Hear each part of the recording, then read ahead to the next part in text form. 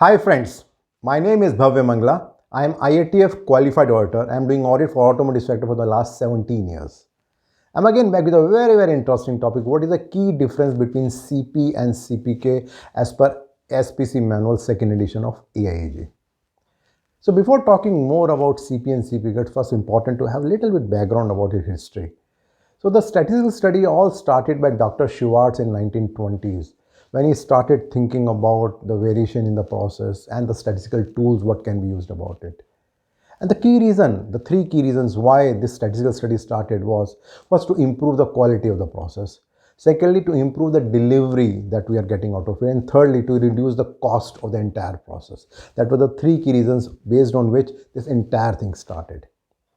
And initially, when we started doing the SPC study, the focus was on the product, that how we can improve the product. But then later on, it was realized that it was not the product, but the process which actually makes the product that should be controlled and that should be monitored. If that is in statistical control, automatically the product will be in control. And in general, if we talk about the process, there can be two different kind of variations that can come. The first one is for common causes, and the second one is assignable causes or special causes. When we talk about common causes, it means the causes which are inherent, which are a part of the process, which are bound to be there. And the special causes are those causes which are not very common and come somehow. Say for example, if I am walking from here to here, so there will be some variation in my path where my foot is going. But then, and that will be called as a common cause. But then in case when I'm walking from here to here, and if I jump because of there is a pot or maybe I slip, so that will be a special cause, whatever variation that will come. In general, whenever we talk about statistical study, it is generally been seen from three perspectives. The first perspective is about the location, where exactly our process is. What is the location of the process? It is here, here, here, here, with respect to the specifications. Then the second important thing is that the location is there, then what kind of spread is there, whether the spread is this much, whether the spread is this much or this much, how much is the variation that is there. And the third one is about the shape. Now the variation is there, now the shape is this, or shape is like this, or shape is like that. Is it skewed or not? So all those three things make up with respect to any process whenever we are analyzing it. One very important thing, one precondition before going ahead with CP and CPK study is that the process should be stable and capable. When we say, it means that whenever we are plotting upper control limit and lower control limit, all the points should be within that. And in case there is any point which is going out, so that point should be removed, and again we need to calculate, and till that time everything is within control, we cannot go ahead with calculating the CP and CPK. That's a first precondition. And the second important thing is that whenever we are monitoring CP and CPK, we need to do it together. We cannot see them in isolation because their purpose is served only when that.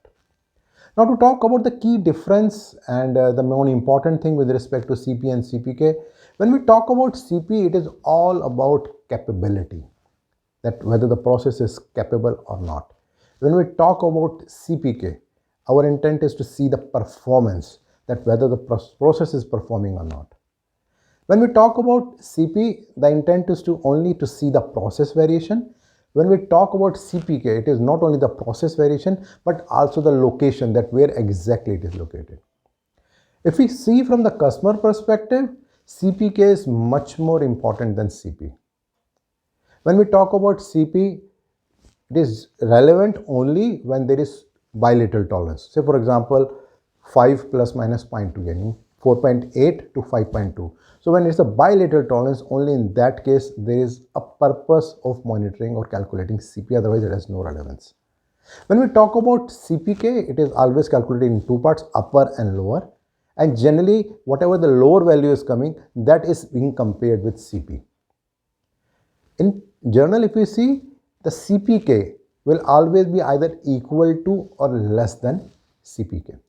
When it is equal to CP, it means that the process is in center and whatever variation is there, that is as per the specification limit, and it is very much under control. So, and there's a very common example that is generally been given in industry. So let me take the same example. Say for example, there is a car and we are putting up in a garage. Now, if the size of the car is say 6 meter and the size of the garage is also 6 meter, So what is going to happen? It is always going to scratch from both the sides. Now assume that now the car is little bit, say, thinner, say it is 5 meter, and still the garage is 6 meter. So what is going to happen in this case? It means our process is little better at this moment. Now the car can go inside and it will not touch anywhere. So say this is, we can call it as CP. Now there is always a possibility that car will not always go straight. It can go little bit on the right side or little bit on the left side. So how much it can go? So when we monitor that value is with respect to CPK. So let's take an example that if CP and CPK, both the values is 2. So it means the process is in center and the variation is also good, or maybe you can say that very much less in comparison to the specification limit. Now, the magic is that CP can still remain 2, but then CPK can be 1 if the process shifts from, say, left to right or right to left. And if the process shifts little bit further, then there can be a possibility CPK can be 0, but CP can still remain 2. And if the process is totally out of the specification limit, still the CP can be 2, but the CPK will be, say, -1. So it's very important to understand that whenever we are monitoring CP and CPK, we have to see it in together, that what kind of value it is coming. Some of the key challenges that industry is facing with respect to CP and CPK study. The first and the most important challenge is how often people are clear about the difference between CP and CPK. Secondly, even if people are clear about or they are calculating CP and CPK, what is the main intent? Is the intent is just to get 1.33, 1.67, or just to see that whether our process is right or not and whether it is serving any purpose or not? Thirdly, and a very, very important thing is that in general, we are doing this SPC study, say once in a month, once in 3 months. So one very important question that comes is that, are we doing the SPC study just because there is a requirement? Or maybe we are just doing it because somebody has said that it is a requirement of IATF 16949.